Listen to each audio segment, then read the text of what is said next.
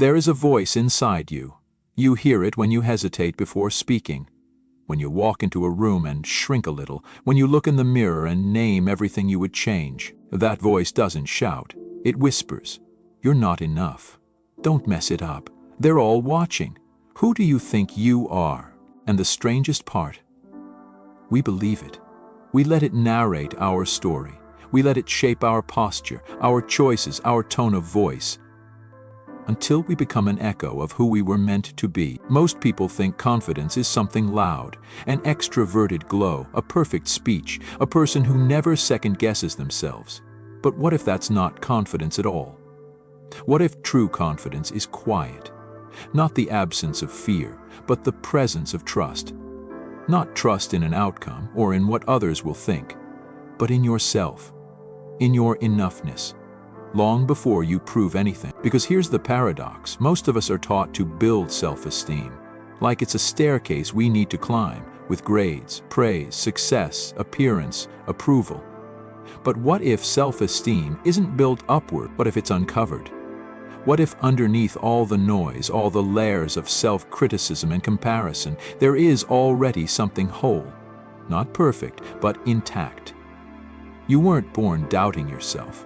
You learned it in classrooms where mistakes meant shame, in families where love felt conditional, in friendships where being yourself felt like too much or not enough. Confidence breaks not because you're weak, but because the foundation you were given wasn't steady, because no one taught you how to anchor your worth inside, so you kept searching for it outside. Think of how many choices in your life have been shaped not by what you truly wanted, but by what you thought would finally make you feel enough. But the problem is, when your worth is built on performance, it cracks with failure. When it's built on appearance, it shatters with aging. When it's built on others' approval, it collapses with silence. That's why confidence, for so many people, feels like a mask. You wear it well, but beneath it, there's tension, exhaustion, the fear of being found out. So what does real self-esteem look like? It's not loud, it doesn't need to be. It's a steady pulse beneath the chaos. It's the quiet knowing, I am allowed to exist exactly as I am. It's choosing to speak, even when your voice shakes. It's walking into a room without shrinking. It's making mistakes without crumbling. It's forgiving yourself again and again. Confidence is not perfection, it's permission. The permission to belong to yourself before you belong to anyone else. To trust your own voice before waiting for the world to echo it back. To stop editing your existence into something more palatable. But to do this, we must ask a deeper question. A question most of us were never taught to ask. Not, how do I make people like me? Not, how do I fix myself? Not even, how do I become more confident? But this: what would it feel like to trust yourself exactly as you are? Before the success, before the approval, before you prove anything. Yes, let that question sink in. Because it's not about becoming someone else, it's about meeting yourself again and realizing you were never the problem, only the stories you believed. In this video, we'll gently unravel those stories. We'll look at the roots of low self-esteem, how it begins, how it hides, how it lingers. We'll explore the quiet power of inner confidence, and we'll walk the path, not of becoming better, but of becoming real. Not ego, not performance, presence. So take a breath. This is not about fixing yourself, this is about returning to yourself. Let's begin. Before we can rebuild, we must understand what caused the collapse. Confidence doesn't break in one loud moment.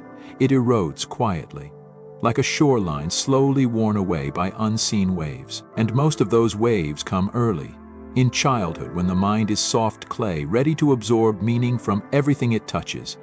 You were not born doubting yourself, you were taught that love must be earned, that achievement equals value, that your emotions make you dramatic, that speaking up makes you difficult, that needing reassurance means you're weak. You learned that being too much was unsafe, and being not enough meant rejection. So you adapted. You smiled when you didn't want to. You apologized for existing. You became excellent at reading the room, but terrible at reading yourself. This is where self-betrayal begins. Not with one big decision, but with a slow, steady pattern of choosing acceptance over authenticity. And here lies the root of fractured self-esteem. When your worth is determined by the response of others, your sense of self becomes unstable. You are only good when someone says you are. You are only enough when you are praised. You exist in pieces scattered across the opinions of everyone you meet. But here's the truth no one taught you. Your confidence didn't break because of who you are. It broke because of who you thought you had to be. Most people walk through life with a quiet ache, a sense that they are not quite living from the inside out. They achieve, they perform, they perfect. But something feels hollow, because confidence that depends on performance will always need another performance. It is never satisfied. It's a hunger that only grows. Let's pause here. Ask yourself gently, where did your beliefs about worth come from? Whose voice shaped your self-image? Was it a parent who only gave praise for results? A teacher who labeled you as too sensitive or too slow? A friend who made you feel small so they could feel big? Often we carry these voices like background music, so familiar we stop noticing them. But they're still playing, still guiding our choices, still controlling our story. Psychology calls this internalized narrative. It's the unconscious script that tells you who you are and what you deserve, and until you question it, you will keep living it. That's why building real confidence isn't just about affirmations or routines. It's about unlearning the lies, unlearning the shame, unlearning the conditions that told you you'll be lovable when. The wound of low self-esteem isn't superficial, it's existential. It's not just, I'm not good at this, it's, I'm not good, period. And that is why no amount of surface-level success can heal it, because the pain isn't about results, it's about identity. And here's where it becomes even more complex. When we don't believe we are worthy, we unconsciously sabotage ourselves. We push away praise, we dismiss compliments, we avoid risks that might reveal us as frauds. We stay small not because we want to, but because somewhere along the way we began to believe we deserved to. This is the invisible cycle. Low self-worth creates self-sabotage. Self-sabotage leads to poor results. Poor results confirm the original belief, and the loop continues. But it doesn't have to. What breaks the cycle is not ego, not pretending to be better than you feel, not forcing confidence like a costume. What breaks it is awareness. The moment you notice the script, the moment you say, wait, that voice isn't mine, that's when change begins. Confidence isn't the loudest voice in the room. It's the one inside you that says, I know who I am, even when the world forgets. To get there, you don't need to become someone new. You need to meet the parts of yourself you abandoned. The child who needed gentleness, the teenager who wanted to be seen, the adult who still questions their worth. Confidence isn't built by pushing those parts away. It's built by welcoming them back. You've been taught to chase strength, but real strength is integration, bringing all of yourself home. Let's reframe the question. Instead of asking, how can I be more confident? Ask, where did I learn I wasn't allowed to be? Trace it, name it, just see it. Because the moment you see it, you are no longer ruled by it. That's the beginning, not of ego, but of self-ownership. The quiet, steady foundation where real confidence begins. We live in an age of becoming. Everywhere you turn, there's a message. Be better, do more, fix yourself, wake up earlier, meditate longer, optimize everything. The shelves are lined with self-help books. The screens echo with morning routines and transformation stories.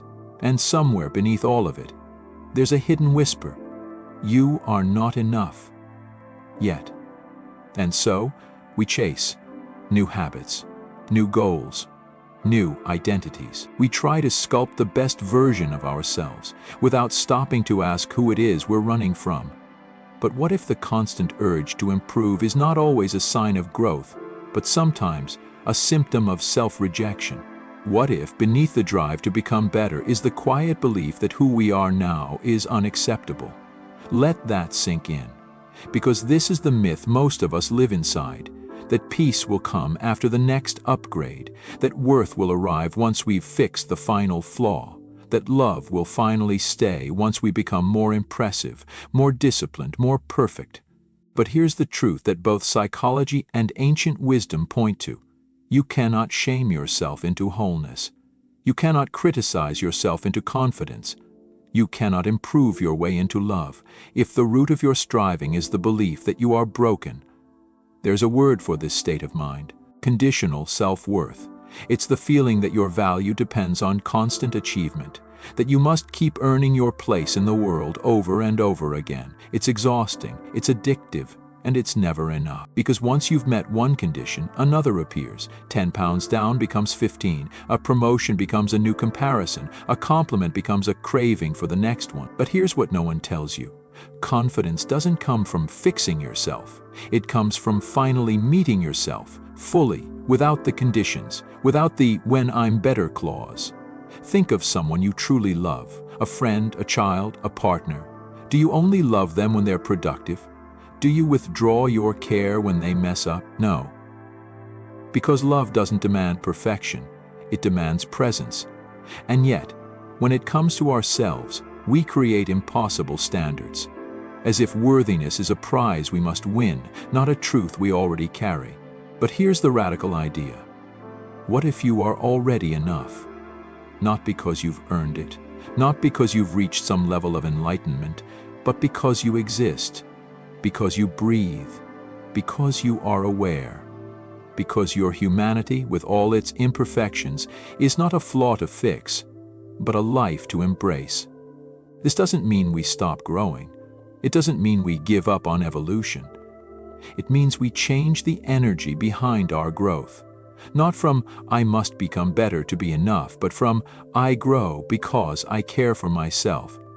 Because I want to live fully, not perform perfectly." This is the shift, from self-improvement to self-relationship. It's the difference between forcing yourself to become and allowing yourself to unfold. Growth that comes from compassion is sustainable. Growth that comes from shame is violent, even when it looks impressive. Let's bring this into real life. Why do you set goals? To prove you can? To finally feel proud? Or because they bring you joy, meaning, expansion? The why matters more than the what, because the fuel behind your actions becomes the emotional residue they leave behind. You can build an empire from fear and still feel empty inside. You can sculpt the perfect image and still feel like a stranger to yourself. You can succeed wildly and still not believe you're enough, unless the voice within you changes, unless your inner dialogue shifts from command to connection. So here's a question worth asking. What if your job is not to become someone else, but to remember who you were before the world told you to improve, before the shame, before the comparison, before the inner critic took the microphone? Who were you then? Can you find that voice again? The one that says, "I may not be perfect, but I am real." The one that says, "I'm not finished, but I'm already worthy." Confidence isn't born in the pursuit of perfection. It's born in the pause. In the moment you stop running long enough to feel your own presence, to look in the mirror and see a person, not a project, to see value that doesn't fluctuate with performance, to say, "Even here, even now, I am enough." That sentence, if felt, not just repeated, can rewrite years of inner scripts.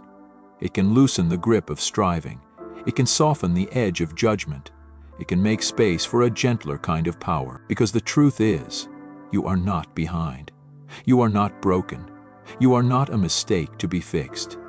You are a life, in progress, in process, and most of all, inherently worthy. So let this be your permission to stop trying so hard to become someone else and start coming home to who you are. There's a voice inside your mind that knows how to hurt you, knows the exact words to say, the phrases that pierce, not because they're true, but because you've heard them so many times they feel familiar, almost normal. You call it your inner critic, but sometimes it doesn't feel like a part of you. It feels like you.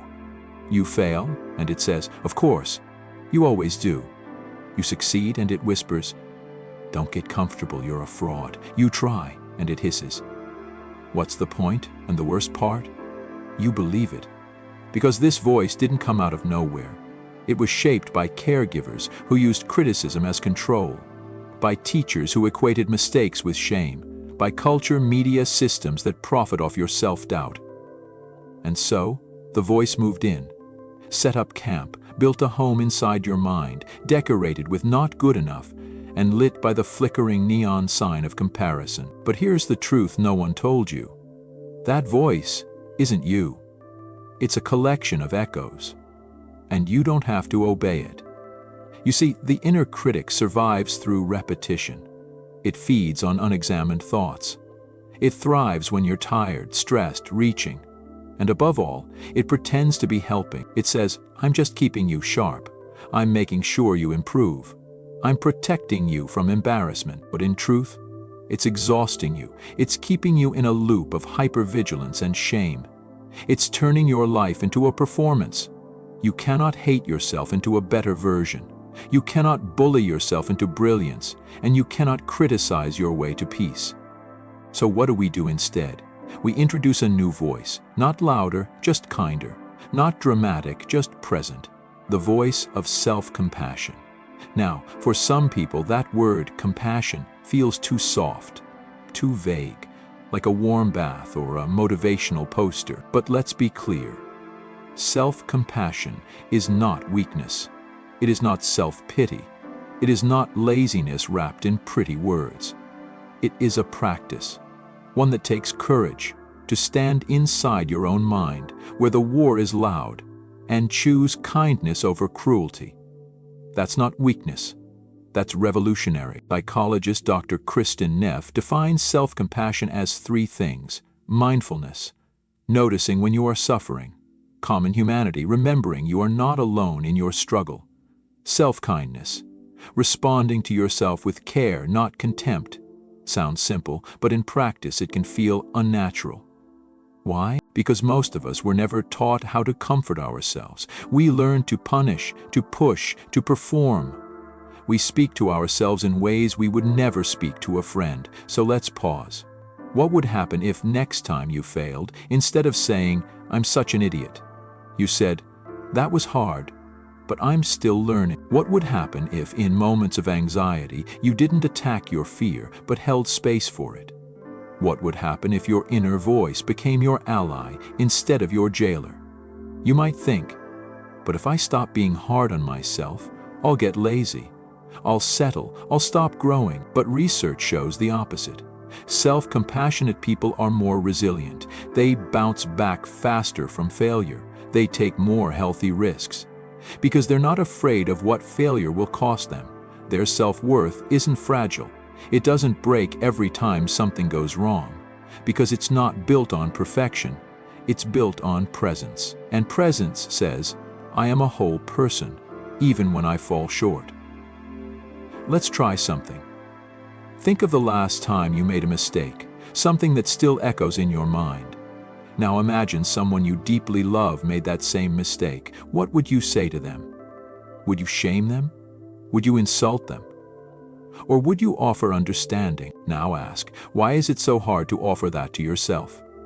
The answer is not because you don't deserve kindness. It's because you've been conditioned to believe punishment equals progress. But healing begins when we stop rehearsing that belief, when we interrupt the script. Self-compassion isn't about ignoring flaws. It's about seeing yourself clearly without the distortion of shame. It's saying, I can be responsible without being cruel. I can grow without rejecting who I am. I can be a work in progress and still be worthy of care. And here's the quiet miracle. When you treat yourself with compassion, you begin to treat others that way too. Your relationships soften. Your expectations ease. Your need to prove dissolves. Because you're no longer trying to earn love. You're finally learning how to receive it. From the only person who has been there all along. You. So here we are. We've unlearned some myths. We've questioned the voice that doubts. We've felt the ache beneath the striving. We've softened toward ourselves, maybe for the first time in a long time. Now comes the most important question of all. What does it mean to live from inner confidence? Not perform it, not project it, but actually live from it, quietly, fully, daily. Let's begin here. Confidence isn't a feeling you chase, it's a relationship you build, not with your achievements, but with your own being. To live from inner confidence is not to feel fearless, but to feel fear and move anyway, because you know your worth doesn't depend on the outcome. It's showing up to life unmasked, no armor, no performance, just presence. It's walking into the room and not wondering, do they like me, but instead asking, do I like how I'm showing up right now? It's saying no without guilt, because your boundaries are not walls, they are honors to the life inside you. And it's trying, failing, and continuing, not because you're unshaken, but because you've stopped abandoning yourself when you fall. Inner confidence is the quiet strength that stays when applause fades, when plans break, when you're alone with your thoughts. And it begins in one place, belonging to yourself. Not to your image, not to your history, not to who others want you to be, but to yourself. Your real, breathing, layered self, the one who is not always clear but always present. Not always strong, but always worthy. You see, the world often sells us the lie that confidence looks like control. That it's sharp suits, firm handshakes, perfect answers. But real confidence is messy, it's honest. It's the kind of strength that allows space for questions, that makes peace with not knowing. It's being able to say, I don't have it all figured out, but I trust myself to face what comes. That's the shift. From performance to presence. From needing to impress to simply expressing what's true. And when you live from that space, something changes. You no longer chase love, you recognize it. You no longer fear judgment, you witness it. You no longer betray your voice, you begin to trust it. As people, social tension grows out of control. Once it's from within, to social control that intractable as tough. Imagine this. You're standing at a crossroads. One path is familiar, polished, safe. The other is quieter, less clear, but deeply alive. Inner confidence doesn't shout, go this way.